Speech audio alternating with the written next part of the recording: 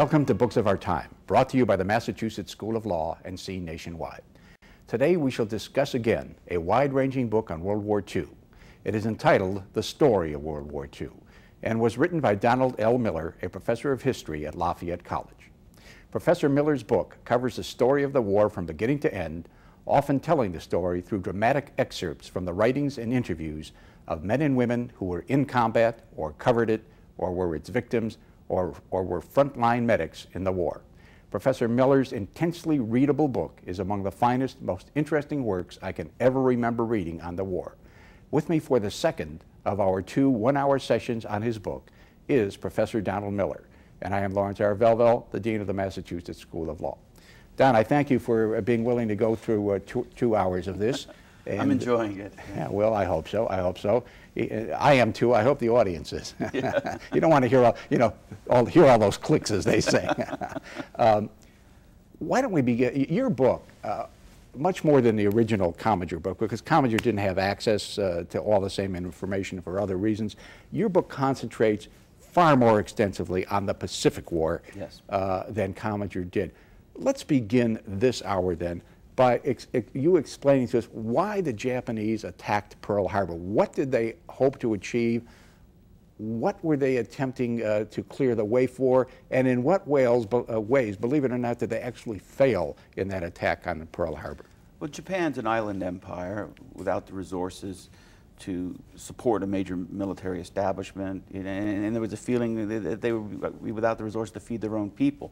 They need iron, they need iron ore, they need oil. All this can be had in the southeast, in New Guinea and in French Indochina and places like that. So they begin a program of incessant expansionism in the 1930s. That threatens American and British interests in Southeast Asia. And that was thousands of miles south of Japan, even though it was far nearer to Japan than to us. Threatening the Philippines, threatening Singapore, threatening Hong Kong. Yeah.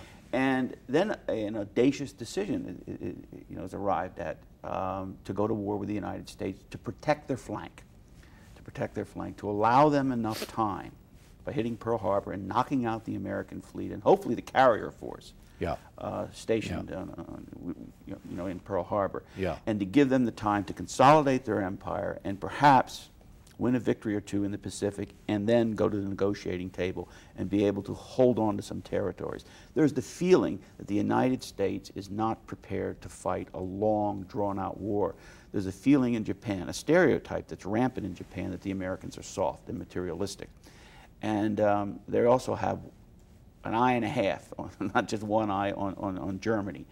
And German conquest and the swiftness of German conquest in Europe is deeply alarming to Roosevelt. And they know Roosevelt is in cahoots, as it were, with Churchill to try to draw the Americans into the war.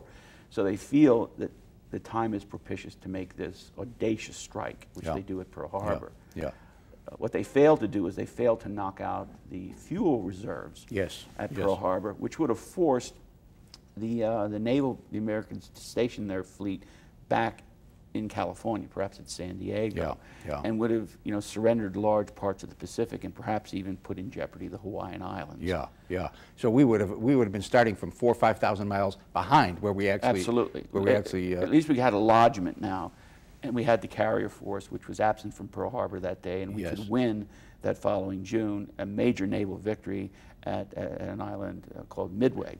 Let's get into Midway in just a minute. But if one had to reduce it to two things, there were two tremendous failures by the Japanese at Pearl Harbor. One was that Nagami did not launch a third wave to try and take out the fuel tanks, which made all the difference, made 4,000 miles of difference. And the other was that because of concern, they had the carriers at sea that day, and so the Japanese didn't hit the carriers. They only hit the battleships. And while we didn't know it at the time, this was going to be a war of carriers, not a war of battleships. Absolutely. They couldn't find the carriers. They didn't know where they were. And they didn't want to stick around and risk the carriers coming in and ambushing the fleet.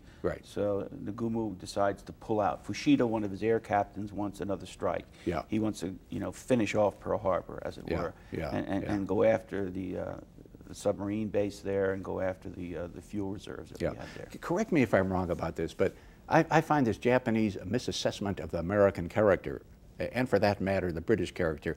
Churchill came before our Congress and said, what kind of people do they think We are. Do they not know that we shall never cease until we have taught them in a world a lesson they will never forget? The guy who planned, if I understand this correctly, isn't it true that the guy who planned Pearl Harbor was a guy who had spent a lot of time in the United States and who, after Pearl Harbor, said, I fear that all we have done is waken a sleeping giant and filled it with a terrible resolve? Absolutely. Yeah. Absolutely. Yamamoto felt that way. He had toured the States. He had been to Detroit. He had seen the American machine in operation. He had been to the Ford plant. He had a respect for American power and economic might, urged Japan to emulate it. Yeah. And that was a tragic mistake. And, But again, they did not envision a long war. They knew they couldn't win a long war, a war of attrition with the United States. They knew that when the United States became fully mobilized, even with a war against Germany, they would eventually fight a war of attrition with Japan and win. But the idea was the quick strike and then hopefully a negotiation. So fundamentally, just a total misassessment of the American character. Completely. Yeah. And misassessment of the American character, in a sense, a misassessment of the common soldier. Yeah. You know, that would fight first at Guadalcanal, which is the first great land battle in the Pacific. Yeah. There was fighting in the Aleutians before this, but at Guadalcanal, which begins in the summer of the midsummer of 1942, after the Battle of Midway. Yeah. Midway, we kind of hold the Japanese advance. They're not going to take Hawaii. Now, Midway is an island which is what, smack dab in the middle of the Pacific Ocean? Yes, yes, and it protects the flank of Hawaii. Of Hawaii. It's north of Hawaii. Yeah, and it was again a terrific gamble for the Japanese to bring their fleet in there, and they expected to annihilate the rest of the carrier force, to ambush the carrier force. Right. Instead, we ambushed the Japanese because we broke their code, their military code, and we knew where they were coming and where they would, you know, where the deployment would take place. Yeah. So it was a brilliant carrier victory there. We knocked out a sizable portion of the Japanese carrier force. I think they lost 5 carriers. They lost 5. Yeah. Yeah, and that you know, that was a stunning blow, as I understand. Stunning. Well, because it would be a carrier, as you mentioned, it would be a carrier fleet warfare. I mean, these huge carrier task forces, they were called. They ferried the troops around the Pacific. They provided the air cover. The battleships in the carrier force did the softening up of the beaches and things like that. Yeah. The Pacific is a battle of distances. Yeah. Tremendous distances, and time between battles to rest, recuperate, wait for the next one. And there's these titanic island conflicts that are fought in places Americans never heard of. Right, right. Kwajalein, you know, and you know, Tarawa. And places that are themselves thousands of miles apart. Yeah, exactly, exactly. Ernie Pyle, who covered the war, the famous war correspondent, who covered the war so eloquently in Europe, he went to the Pacific after the war in Europe was wrapped up, and he just couldn't get a grasp of that war over there. Yeah, yeah. All the time he had on his hands between missions, the long sea voyage up to Okinawa. He just couldn't get it. Yeah, he couldn't make sense of that war. He was in places like Italy where, you know, it was fighting like World War II was, or World War I, absolutely day after day after day. In the mud, in the dirt, with his infantry, as he called them, the goddamn infantry, the wind, you know, rain and sleet boys. You know, and he's watching these guys slog and slog and slog, and he's covering that.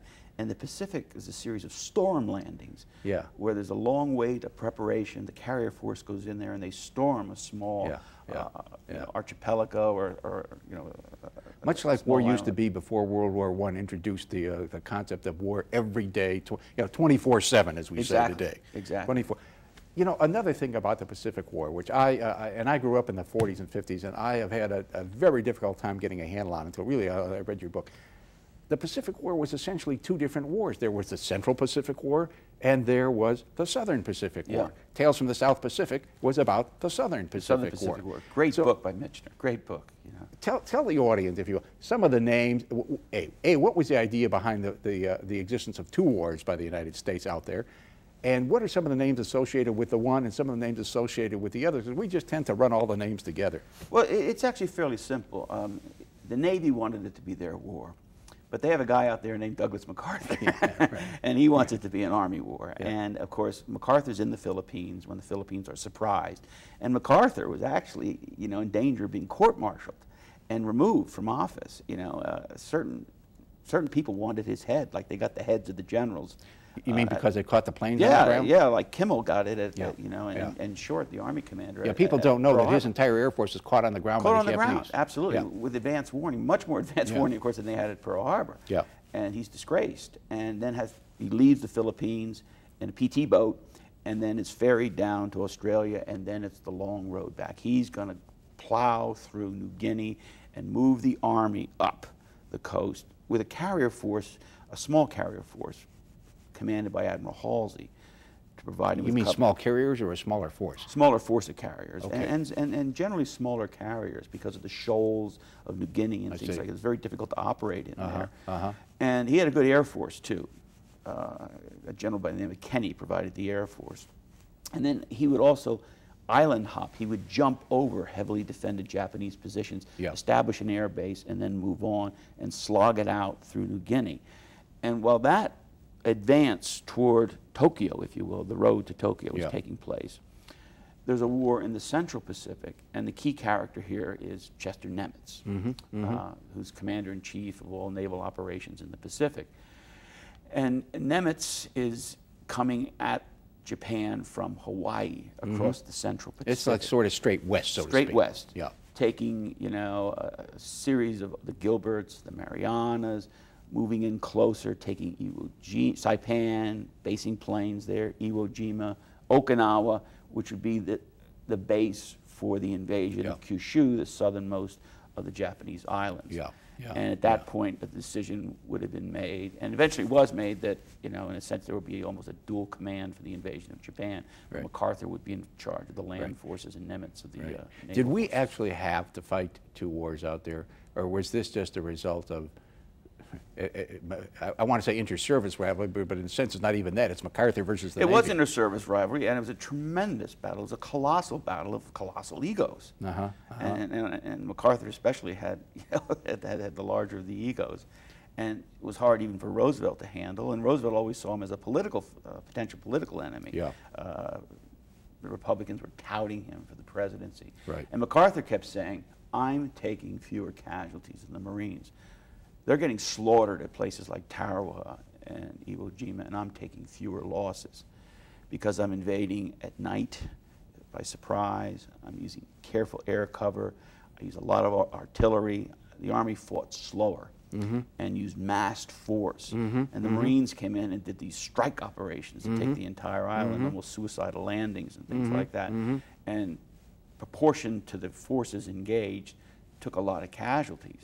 But we forget about MacArthur's contribution. I think, to answer your question, that it was a battle of egos, yes, but it turned out okay, because MacArthur did a darn good job coming through there. And we forget, like the Philippines, there are 400,000 Japanese casualties in the Philippines. That's incredible. That's incredible. There's 40,000 at Saipan, one of the largest, marine operations in World War II. So these are big battles. In Manila, 100,000 people are killed. Civilians. Yeah, and that's it. 60 million people killed in World War II. That's horrific. Numbers keep going up as we get into Soviet archives and things, and over half of them are civilians. Understood. Do you think MacArthur, I mean, I've heard so much and read so much, and even named my son after MacArthur. Named him Douglas, didn't name him MacArthur. He is regarded, Eisenhower said he took lessons in, he was his aide for about 8 or 10 years, and he said, I took lessons in theatrics or dramatics or something. And people consider him arrogant, and at the same time, some people think he was a genius, and his courage was undoubted. I mean, he was crazy in terms of physical courage, going over the top with a riding crop instead of a weapon in World War I. What's your feeling about MacArthur? Mixed. On the one hand, he's known as Dugout Doug to his soldiers. I mean, when the Battle of Bataan was taking place, he's in a place on Corregidor, a small island off Manila, in a tunnel called the Malinta Tunnel. And the troops made satiric verse about this, Dugout Doug and things like that. But at the same time, there he is in the evening, and his commanders are saying, General, you got to come inside. There's Japanese air raid going on. He'd stand out there, smoke a cigarette while they're flying these air raids over there. He had a lot of personal bravery. Just the theatrics, I mean, he lands in the Philippines. He lands in the southern Philippines first, and there's that famous photograph of him coming off the landing boat, and it was staged, of course. They came off, and they went back, and it's they a came off movie. again.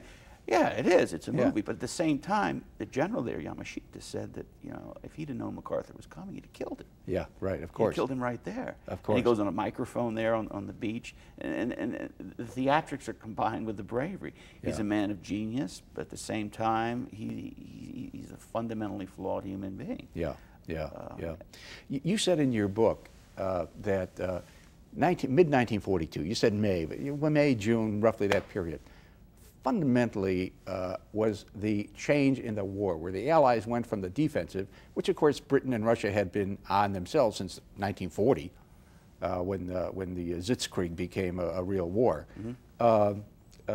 When the Allies went from the defensive over to the offensive, what in the Pacific and what in the other hemisphere, you know, the Eastern, I guess you would call it, what were the things that occurred in mid-42 that caused this shift in the nature of the war? Well, Guadalcanal is the first land campaign, and that's a holding operation. We've got to protect the air routes and the transport routes to Australia, because Australia is in jeopardy. The feeling is that that's the Japanese next stop. And it turned out it wasn't, but we didn't know it at the time. Don, exactly. They'll be seeing this on the map. But in verbal terms, where is Guadalcanal? Well, it's just north of Australia, and it's right where the supply lines came from Hawaii down to Australia. I see. So there's a lot of military transports bringing troops back from, Australian troops back from North Africa to defend the homeland, bringing American troops down to New Zealand for operations throughout the area. And the idea is Australia is in jeopardy here, and the Japanese start to build. The island's worthless. It's absolutely worthless.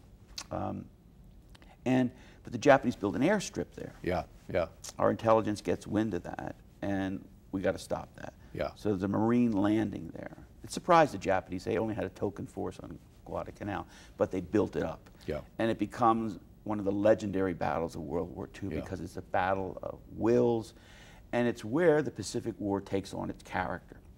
Because, first of all, it's going to be a long war. No one thought it would be that long. And the reports coming back from Guadalcanal, and there are excellent reporters there, are very pessimistic in the beginning until November. That's when the tide begins to turn there. And so this must be a big island. Yeah, it's a big island. Yeah. And what's happening, too, is a book's written there, you know, by an American reporter, you know, Guadalcanal Diary, and he's there observing this, and we get this first sense that we're fighting an enemy that won't give up, an enemy that has suicidal tendencies, that will attack with banzai charges and things like this. There's no kamikaze warfare in the air yet, and also there are, word starts to filter out, there are atrocities being committed. And the Marines fall into this. And the jungle, the climate, the heat, the rain, everything's, and just the wearing down of a warfare starts to get to people, the mental wearing down, where you're in like a mental torpor, and almost conscience disappears, and there's a devolution of morality there, if you will, and the soldiers admitted to, where they see Japanese atrocities, the beheading, for example, of American prisoners, and they're putting Japanese heads onto poles and displaying them to the Japanese. And so this is where this war really starts to devolve into this racial thing. Americans walking around with the fingers of Japanese, you know, strapped to their belts and things like this as tokens, I think almost like scalpings. And the feeling among the troops, this feeling that they weren't fighting human beings. I have a veteran in here who says, I've been writing to my brother who's fighting in Europe, and I wish I were there because they seem to be fighting human beings, the Germans. But we're not here.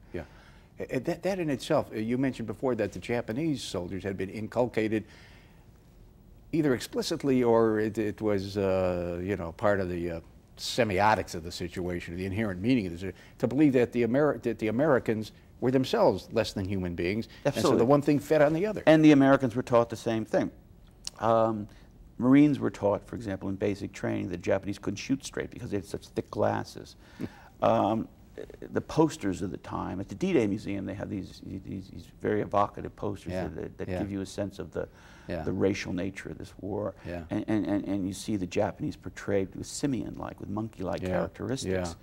And the idea that jungle warfare is natural to them. Well, there's no jungles in Japan. I mean, it wasn't natural to them. They were just good fighters and well-trained fighters and fighters to the last.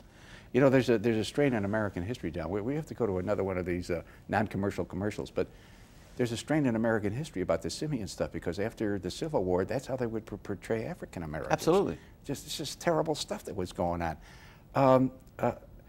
In Germany, in the European theater, in the North African theater, our soldiers just didn't feel that way, and presumably neither did the Germans. No, they didn't. And as a matter of fact, it was so bad, this idea that there wasn't enough visceral hatred of the Germans. That General Marshall, was commander-in-chief of all, the service troops in Europe, he hires Capra, the movie director, Frank Capra, to put together a series of propaganda films to be shown to GIs headed to the European theater, to show them that we're fighting a menace, it's Hitler, and to explain to them what fascism is, because he had very little understanding of fascism. And these kids grew up in an isolationist generation and a feeling that maybe Hitler wasn't all that bad. Not much had filtered out about Kristallnacht and the Jewish situation before. So there's this feeling that, and we're, the Germans were the largest ethnic group in the United States in 1938-39. Eisenhower's a German, Of course. And so there's a feeling that they're kind of like us. And as Bill Malden, the combat correspondent, the brilliant cartoonist and combat correspondent, said, though, that American troops in Europe did learn to hate the Germans, and they learned by the atrocities of the German SS troops in particular committed at places like Malmedy in Belgium, where they slaughter 85 guys in an open field with their hands in the air or lying on the ground. You learn to hate, or your buddies are killed. As in the Civil War, you lose more friends. You lose a brother, you lose a cousin, you lose two buddies, and all of a sudden the Germans are the enemy. But they don't have, the Americans don't have the blood hatreds that the Poles have, for example, against the Germans. We have to take another break. Stay with us. We'll be right back for more on a story of World War II, the story of World War II.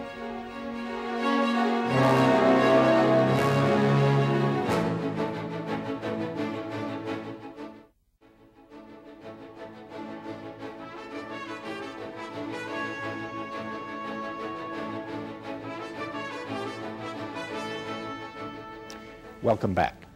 Don, in the European and North African theaters along about May or June, that late spring and summer of '42, the war had taken on a different character there too. The Allies invaded North Africa, then they went to Sicily, then they went to Italy. Why did the Allies go this way in that part of the world, rather than going straight, biding their time, as it were, and going straight across the Channel as they did in 1944?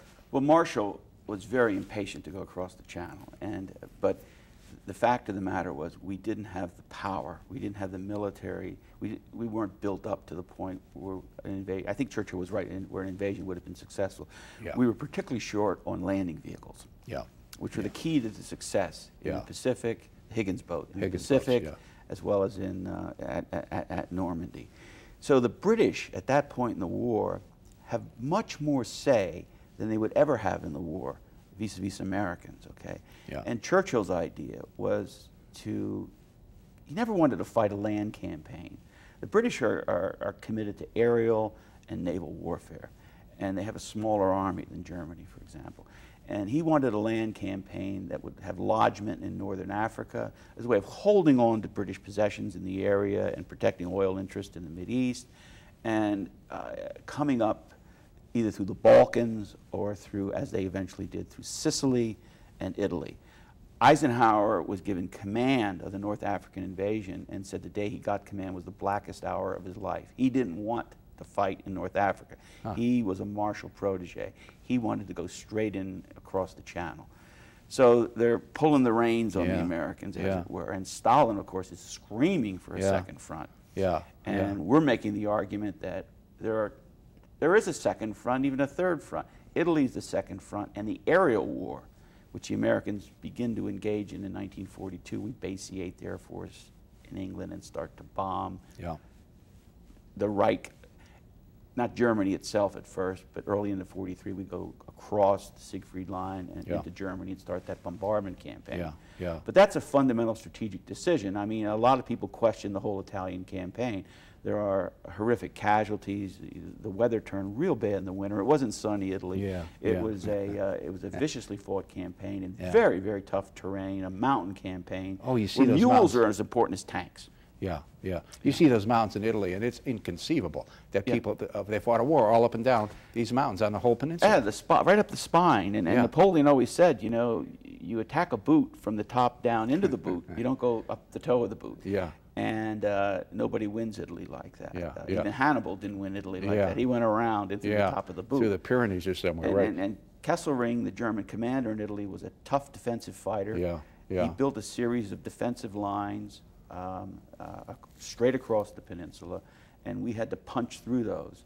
First at Cassino, the famous bombing of the monastery there, and then, you know, further north of Florence, which is where the war ended in Italy just before the war ended in general. So that war is like a sideshow to Normandy, but it's a sideshow where tens of thousands of you know, young people. It became a sideshow, and as you said, they in the last show, we entered Rome about the same day or within a day or two of the Normandy landings. We didn't get terribly much further. Mark Clark thought he'd get great headlines, you know, and press play on this, but he was shoved off the front Do you page. think Mark Clark's failures, I mean, I don't know that much about history or about the war, but I get the sense in reading that Mark Clark was a miserable failure in many ways, and that he was responsible almost personally for some of the tragedy that went on in Italy. Is that overdrawn? I think so. I mean, Patton, for example, George Patton, who, you know, another colossal ego, but also military genius.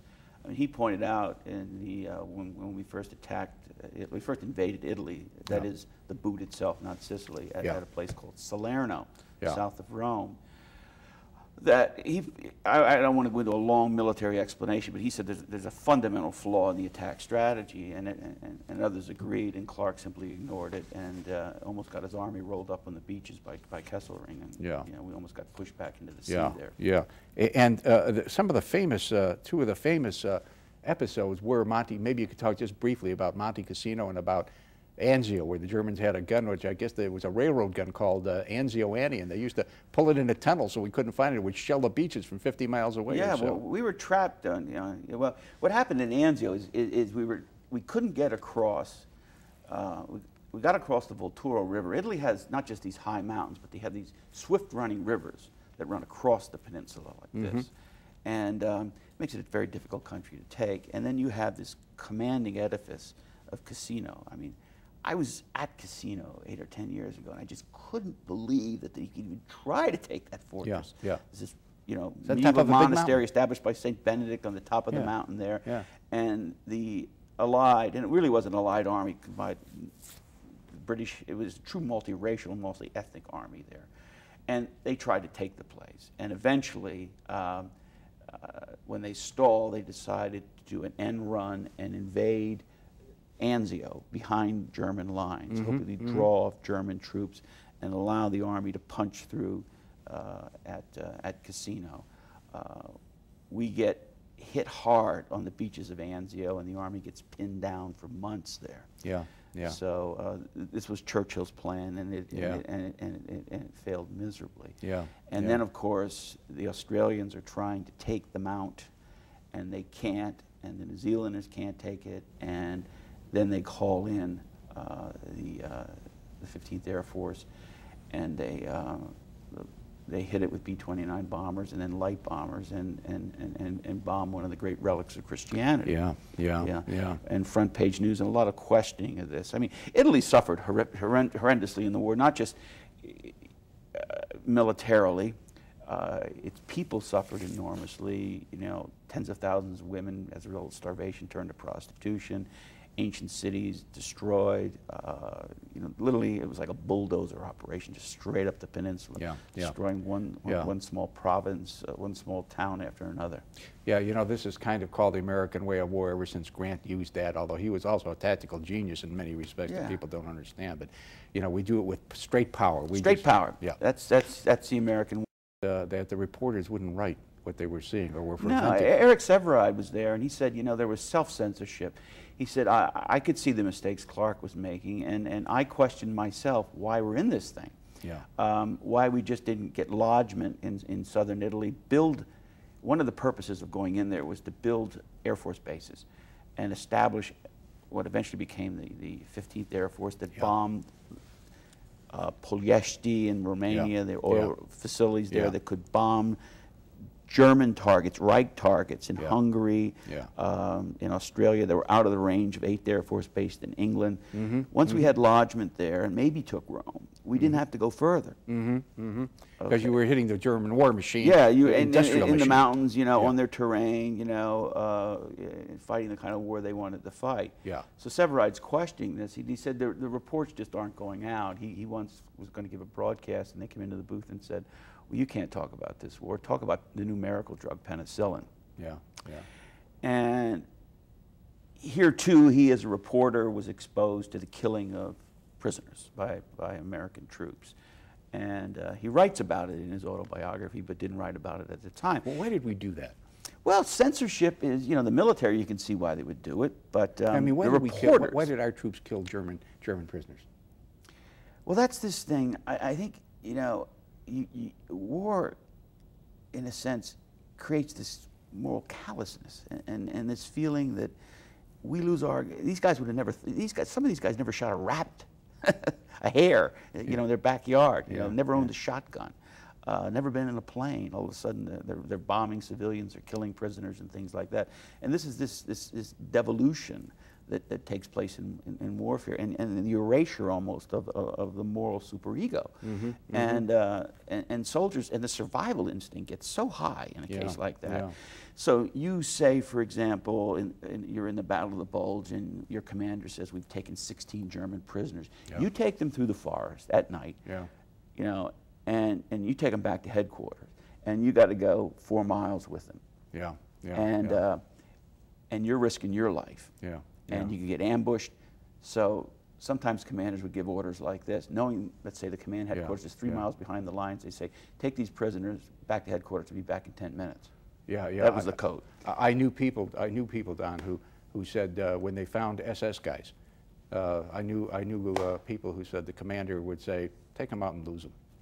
And that was it. And that was it. This same kind of devolution occurred in the air war. Why don't you explain the theories with which the British and even ourselves went into the air war in 40, and what happened over time, both in the European theater and in the Pacific theater, with regard to the way the bombing war was fought? Well, by the time we send 8th Air Force to England in the summer of 1942, the English have committed to bombing Germany and doing it in a certain way. They would bomb at night, because they at first bombed at day and they took great losses. They didn't have the fighter force to protect the bombers, and the bombers weren't self-protecting. They weren't well armed enough, and they didn't have enough armament on them. And they couldn't go very high. You had no pressurization. Well, they could get up there fairly high, but they couldn't defend themselves. And when you go in at night, you don't go in formations, in combat boxes, as they're called, which are almost self-defending, you know, where you can marshal about 600 guns on the enemy. The night flights went in loose order, and they bombed almost individually. And the British are committed to saturation bombing, as we call it today. The guy who heads the RAF Bomber Command is called Bomber Harris. And Harris is committed to the idea that it's better to kill an industrial worker than to destroy an industrial machine. It takes a longer time to repair the war. So he would hit directly workers' housing. And they called it, you know, euphemistically, dehousing campaign. Basically, it was annihilation bombing. And the Americans come in with a very different philosophy. The British thought we were crazy. We're going to come in with a new super bomber called the B-17. Flying Fortress, along with the B-24 Liberator. These planes can fly very high. They are heavily armed, you know, 10, 12 machine guns, powerful machine guns. They carry decent bomb loads, although not as heavy as the British bombers. And we have this magic device called a Norden bomb sight. Okay. We can see through this and supposedly drop bombs through a chimney, down a chimney. You know, we've heard that lately, the old too. pickle barrel idea. You could drop a bomb from 20,000 feet into a pickle barrel. Yeah. And so this is his faith in American technology. And we're not going to kill civilians. I mean, this ought to sound familiar. This is what the Air Force is committed to today. Yeah. We're not going to take losses because we're going to fight in the air. We're going to fight high. We're going to use super weapons. And it's going to be a technological warfare. It's going to be clean. And we're not going to hit a lot of civilians because the technology is sophisticated enough. Well, they got to Europe, and these guys were all trained in Texas under clear blue skies. Yeah. And they get to Europe where the weather is consistently bad. A lot of cloud cover. They get socked in a lot. They can't fly. So is it a question of flying in the clouds and not seeing the target, or not flying at all? Fly in the clouds. Then they develop radar. It's woefully inaccurate, but still they're bombing with radar. So by the end of the war, we're basically doing what the British are doing. When you're bombing blind like this, we continued to hit military targets. Guys went out on missions and continued to hit military targets, but we're causing an awful lot of collateral damage, you know. By the end of the war, you know, over 600,000 Germans were killed. After a while, both in the European theater as Viz Dresden and in Japan, we were just bombing to destroy whole cities. That was the goal. Well, certainly in Japan. I mean, and in their bombing, there's a question whether or not bombing was successful in the larger sense of winning the war in Europe. But certainly, bombing contributed mightily, hugely to the victory over Japan. And there we sent, we had another super weapon, the super fortress, the B-29, with tremendous range. We could base these bombers in the Mariana Islands, Tinian, Saipan, Guam, and long-distance flight to the empire, as they call it, and hit major cities like Tokyo. In March 1945, we kill about 100,000 people in a night raid, a firebombing raid on Tokyo, a city of paper, as Marshall called it. And here the bombers go in very low because there isn't a lot of fighter resistance and isn't a lot of flak, as it was called, the anti-aircraft guns. And they go in lightly armed. The crews thought they were on suicide missions, but they didn't get as much resistance as they expected, and it was real terror bombing. I mean, guys, when the bomb bay doors were open, could smell the burning flesh. And Tokyo is literally wiped out. And in the end, we wipe out over 50 Japanese cities, and we almost destroy half of the urban culture of Japan. Didn't Roosevelt or Churchill or both of them sort of order the bombing of Dresden as an object lesson to the German people, never to try anything like this again? Well, Roosevelt had this commitment that the Germans had to be convinced in this war that they really had done the wrong thing, and the people. The people hadn't suffered greatly in World War. They suffered from inflation. They suffered, you know, economically. But the land forces of the Allies never got into Germany, into the guts of Germany. And here we're into the guts of Germany with this bombing campaign. And Roosevelt's convinced that he sanctioned an operation called Clarion, where American bombers, light bombers, went low along with fighters all across Germany. In about a week-long operation, and hit towns that hadn't been hit before. The big centers like Cologne had just been smashed and smashed and smashed, Hamburg. But here you'd bring the war home to Germans in their fields. You'd kill cattle, livestock, peasants in the fields, things like this. This is where the Germans went crazy when we started to do this. They called our flyers, terror gangsters. And they captured one American plane with a guy had written on the back, "Murder Incorporated." And after the old New York mob, and then, you know, from Brooklyn, and they said, these are the guys that are flying over Germany. So when they bailed out, or when they crash landed, a lot of these guys were pitchforked to death by German farmers or lynched on lampposts.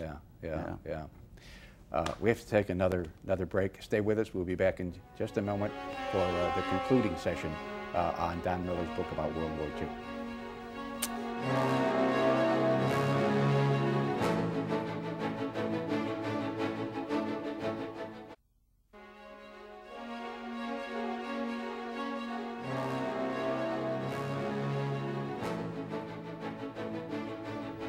Welcome back to our concluding session on the story of World War II. Don, why don't you describe for us just a little bit how America moved across the Central Pacific. You know, there were islands like Tarawa and Iwo Jima and Okinawa and Saipan. Now, how we went from one to the other, what the tactics were, what was at stake, and particularly what this did to the American psyche when they would see the way the Japanese soldiers and civilians alike were either fighting or responding to the war. Well, I'll take two islands that a lot of people don't know about, Tarawa and Peleliu. Yeah. Tarawa was probably an essential operation and Peleliu wasn't, but they were both brutally fought. Tarawa was the first storm landing in the Pacific, and we attacked a small island in that atoll, the Tarawa Atoll called Baishio. And the boats, the Marines got caught on the reef, and they got slaughtered. And they almost didn't make it into the beaches. And when they got into the beaches, they were almost beaten on the beaches. It was that one operation the Japanese might have pushed us back into the sea. But through overwhelming force, we start pushing inland, and it's a 3-day savage campaign where literally every Japanese on the island is killed. They would not surrender. Yeah. And there the lesson came home to the United States that at Guadalcanal, the Japanese evacuated their troops when they lost. Yeah. Here they didn't. Yeah. And Bob Sherrod, the correspondent who covered this battle, who was there, covered it for Life magazine and Time, said, wrote an essay called The Nature of the Enemy, and he said, this is the enemy we're fighting. Now, I take it implicit in what you said and in what people were saying then, is that the Japanese had a line of communication. They could have evacuated these people. Yeah. Yeah. Yeah. But the troops that were put on Tarawa knew, the Marines there, the Japanese Marines knew it was a fight to the death. Yeah. And the Marines filmed the whole battle. Yeah, yeah. We have film of that that should be being shown right now. Yeah, and when that film was made, nobody expected it to be released because there are films of dead Americans floating in the water on the beaches. Yeah. And before this point, with the exception of a photograph or two, you didn't photograph American dead. Yeah.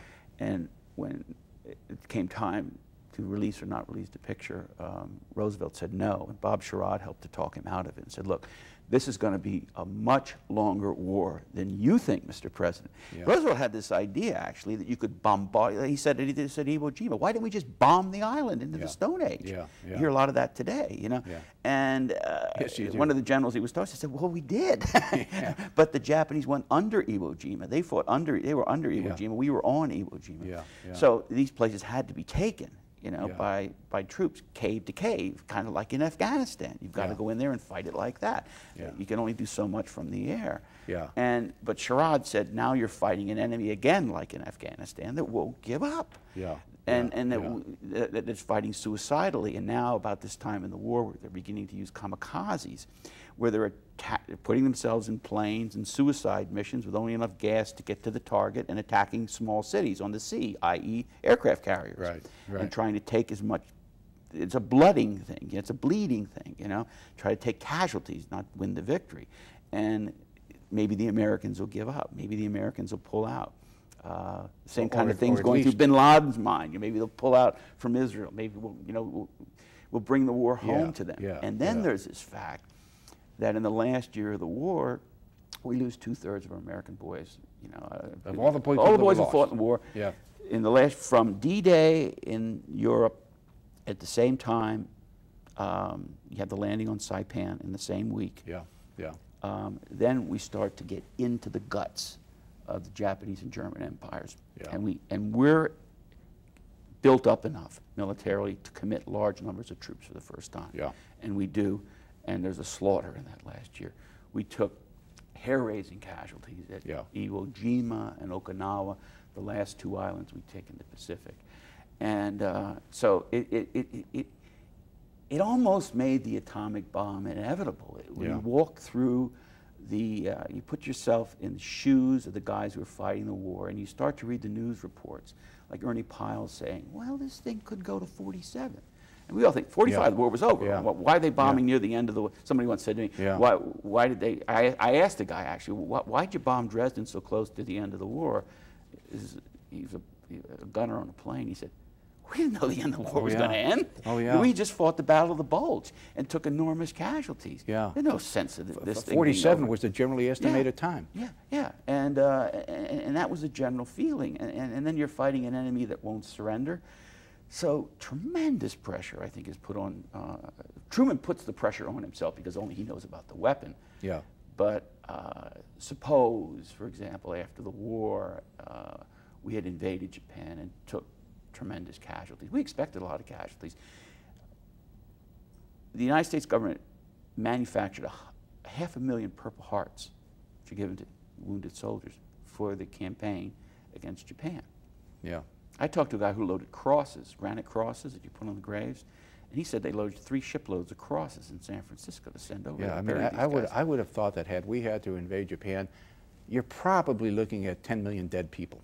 Incredible amount. The ultra intercepts that are now available, you know, for historians, and some historians have done a great job with them, indicate that originally we thought there were going to be like 300 to 400,000 Japanese troops in the southernmost island, Kyushu. But the ultra intercepts indicate that there probably would have been nearly 1 million. And the battle would have been on the beaches because the emperor ordered it that way. With people turning themselves into human bombs by strapping ammunition to their chests and diving onto tanks and things like that. And the Japanese people would have taken most of the casualties. Because what people forget is if you don't bomb, it's like the air war wouldn't have continued. Well, the air war, which was more devastating than the atomic bomb, the air war that Curtis LeMay is running from the Marianas, is killing more people than are killed at Hiroshima and Nagasaki. And that air raid would have continued with 8th Air Force brought over to Europe, which they already were from Europe, and more super fortresses coming out of the factories, and the British bringing bomber command over. We could have sent 2,000, 3,000 bombers over Japan every day through that fall. I think that you, in the book, you say that there were over 3,000 B-29s on order to be manufactured. Explain what happened with soldiers and civilians on Saipan, first at Marpi Point, and then on Okinawa, which apparently both of these episodes had a dramatic impact on the American thinking in America. And the Japanese thinking as well, I think, but certainly most importantly on the American thinking. When the Americans, the Army and the Marines took Saipan in a viciously fought battle, the citizens were drove up to the northern part of the island, in terror and fear of the Americans. They'd been told that these are barbarians who will rape your women and kill your children, and you don't surrender to them. Some were native Japanese, some were natives of the island. Most were Japanese, and they go to this point the place called Marpi Point. They're cliffs over the Pacific, and rather than surrender to the Americans, who are on loudspeakers with Japanese translators saying, "Surrender, you'll be treated humanely," etc., rather than surrender, women and children are diving into onto the rocks and into the beach. Entire families are taking hand grenades and clutching them to their stomachs and blowing themselves up. Even when people tried to surrender, Japanese troops killed them. So then Sherrod again comes in here, the reporter, and writes this article about the nature of the enemy and said, this is what we can expect. And these people will fight to the end. And the emperor wants the Japanese to believe the same thing, that the 100 million, as he said, will fight on the beaches, that these are martyrs at Marpi Point, and there'll be more martyrs, and you must expect to become a martyr if you're a Japanese civilian, because Saipan clearly indicates that the Americans are going to place planes there, they're going to land, they're going to bomb us in preparation for an invasion. The invasion is imminent, we got to fight to death, and these people are to be, that dove off these cliffs, are to be emulated. So this is when the war really takes on, you know, an ugly hue.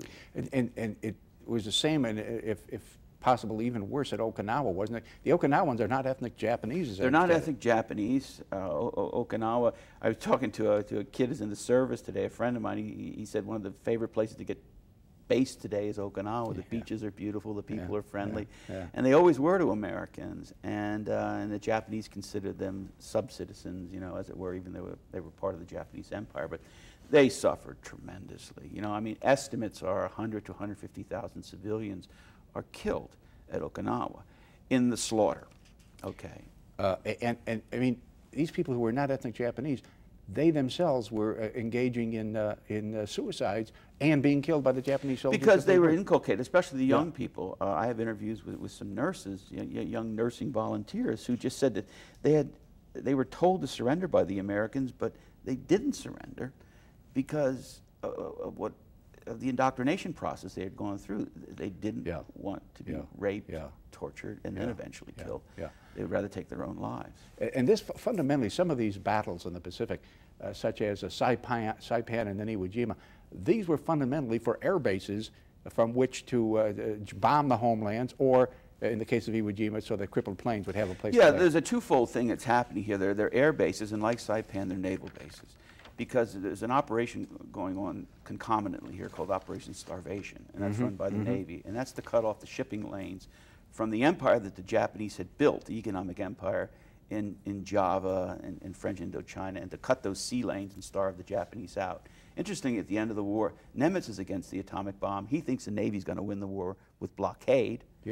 LeMay's against dropping it. He says we'll continue to bomb them with incendiary bombs. And MacArthur thinks we can invade, but maybe use tactical nuclear weapons. Our submarines, more or less, as I understand it, succeeded in doing what the Germans did not succeed in doing to Britain, which is they cut off the home islands. Absolutely, and it was unrestricted submarine warfare, unlike the Pacific, where you didn't warn the captain and get the crew off before you torpedoed. From the very beginning, after Pearl Harbor, we said in the Pacific it's unrestricted submarine warfare. Which ended up killing scores of thousands of our own men who we didn't know it, but they were 21,000 prisoners die on these so-called death ships, where the Japanese transported prisoners from their prisoner of war camps in the part of the empire that is collapsing back to Japan. And about 19,000 of these guys are killed by friendly fire because the Japanese didn't mark the ships. They didn't put red crosses on them, they didn't put prisoner markings on them, and they put them in convoys with other ships. Submariners and carrier-based planes had no idea they were killing Americans. Don, in the 1 minute that's, actually it's about 40 seconds now, I always feel like Katie Couric or Matt Lauer saying, hurry, hurry, and I just hate that about television. What is your judgment? I think I know your judgment, but what is your judgment on whether we should have dropped the atomic bomb, and why do you think that there was so much, starting with John Hershey's Hiroshima, there was so much reaction to this in the late 40s and early 50s? Well, first of all, the reaction, it's the bomb that won't die because it's radioactive poisoning and it continues to kill. 100,000 people die the next year. Probably 100 to 140,000 died about the time of the Hiroshima bombing, and another 100,000. So, and the horrible death they went through. You know, it was just no one had ever seen, you know, people die quite that way before as a result of technology. Insofar as dropping the bomb, I don't think anybody could say they were in favor of it, but I think it had to be done. And for the reasons I've indicated already, the Japanese would not have surrendered. And I just think that if Truman had not, if there had been an invasion and been large losses, and then later they found out that we had this weapon and didn't use it, general outrage. We have to wrap this up. I want to thank you very much. Thank you. As I said at the beginning of the previous show, this is, in my judgment, easily the best and most readable book about World War II that has yet been written. So I think you've done us all a great service and a great thing. So thank you very much. Appreciate it. Well, I think that